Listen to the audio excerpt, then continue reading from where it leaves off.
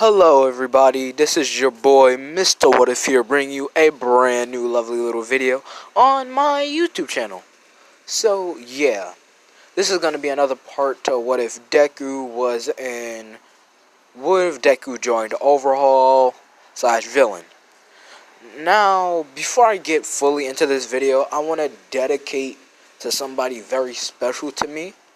So I hope you guys don't mind, and I know the person, once I do dedicate to him, to him, he's gonna text me later on Discord talking about, oh, you didn't get my permission, or, oh, you just really had to do that for no apparent reason. But there is a reason, and you're gonna find out if you watch this video. So I'm gonna use the first 2 minutes or 3 minutes or whatever to dedicate the reason to why I'm doing What If YouTube, being a What If YouTuber, not just to make stories to get my opinions and thoughts out there, but I want to express myself more because that's what I am. I'm an expressive type of guy. So yeah, this YouTuber is very special to me. He's like, I literally call him my brother. So yeah. Hold up, give it a minute. See, this guy right here. This guy right here is very, very important to me. He is like the main reason why. He's like one of the biggest reasons why I do What If YouTube. He inspired me because, and one of the things why I say he inspired me more than Kid Zeus or comics Sans or Kid Broly or any of them, any other What If YouTubers, Anime Junkie and all of them. I'm saying that they didn't inspire me. It's just that he really opened up. He really opened my eyes up in a way to give me more confidence to do What If YouTube, to be a What If YouTuber. And I'm just saying that I really want to, I really don't get a chance to thank him much because he's my, you guys can say that he's my all might, he's the all might to my Deku. Like, you can say that, but not in a weird way like that. Not in a weird way like that. He's just someone that really got to me. His what ifs, the way how he explained, and the way how he brought it out, and his own expression. He really opened. He really got me thinking and really giving me a boost of confidence to put my ideas out there. So yes, he's like the all might to my Deku. And I'm not just saying that because my thing is a black version of Deku. No, I'm just saying that because that's how I feel. But let's get back to the video at hand. I just wanted to throw him out there. Please subscribe to him if you already have. Just keep supporting him because I'm always going to support him. And yeah. And if you see this video, bro, yes, I did it without your permission, and I don't care if you get mad at me. You're still always gonna be my bro. But let's get back to the video at hand. And yes, I do not care if I don't pause or edit or whatever during the whole thing. I really don't care because I'm just that type of guy. Alright, so back to the video at hand. So this is another part to what if Deku joined Overhaul's gang. And recap of last part was when they had a little when Overhaul called Deku to tell him about the finishing preparations, like the finishing steps for the whole war against the heroes. And we'll be cutting to the part, and I believe, and we'll be jumping into that right now. So Deku goes over to Overhaul's secret base, and then they catch up a little bit, and then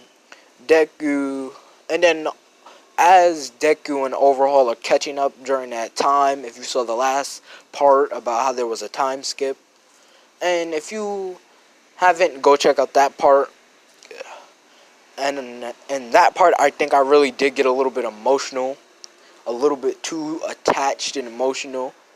But then again, that's the type of what if YouTuber I am.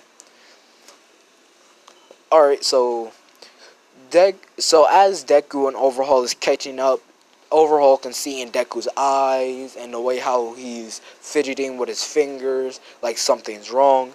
And this is when Overhaul would tell Deku if something is wrong, just tell him. They could figure it out together like they always done. And then Deku would say, when this whole thing is said and done, I'm gonna retire from being a villain. And then Overhaul would say, I knew you were gonna get tired of this life. And then Deku said, how would you know I was gonna get tired? And then Overhaul said, I knew you were gonna get tired of this life and went out of it soon as you adopted Uri in the way how you looked at her and she looked at you. So I'm just gonna say that, yeah, I knew you wanted out of this life soon as you adopted Uri and you looked into her eyes. That's how I knew you wanted out of this life. And then Deku said, ever since I was little, you was always able to read me like a book.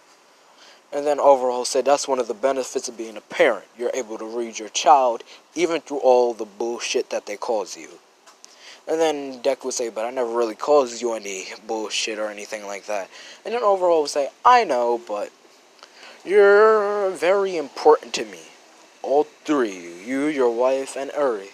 All three, you're important to me. And believe it or not, even though I didn't really attend your wedding that day, you don't know how disappointed in myself I was for not attending your wedding that day. And then Deku says, I forgive you.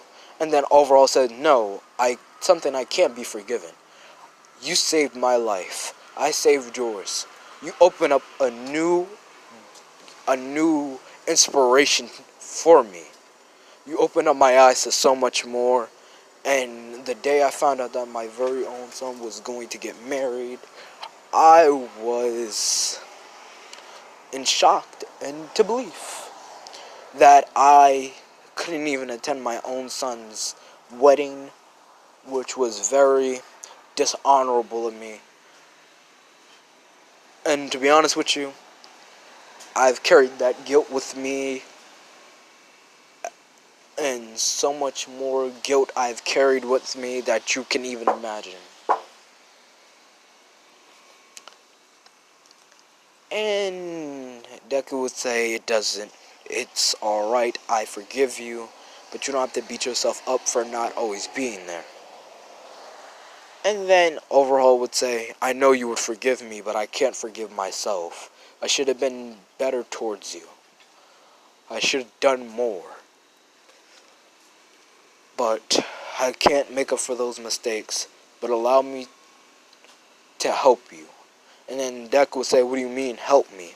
And then he said, like you said, didn't you said you wanted to get your wife and Uri somewhere safe, away from get them safe away from what's going to happen? And Deku would say, of course, nothing more than I want is to make sure that they're safe and protected. And then Overhaul would say, allow me to help with that. Allow me to pay for their passports, their train tickets, whatever you need from me.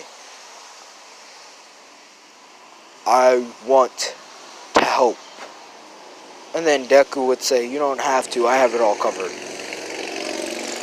Sorry about the background noises. I am outside right now. Sorry if you hear all the background noises. And then Deku would say, no, it's alright, I got it covered. And then Overhaul, believe it or not, would start to tear up a little bit, saying, ever since you were little, all I've ever heard from you, when you were just young, all I ever heard from you was, I got it, I can handle it, I can handle myself, let me take care of it, oh, I got this. That's all I ever heard from you. You have never once you never once relied on me for anything.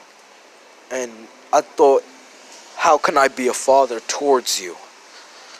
How can I be the father figure towards you? How can I be your dad if you would never allow me to be your dad? And then Deku says, you will always be the father I can ever want, so you don't have to beat yourself up.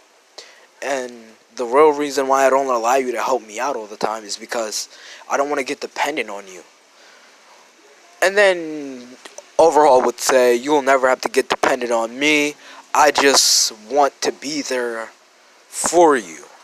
And I know this isn't really how I am, but all those feelings I've held inside myself for so long.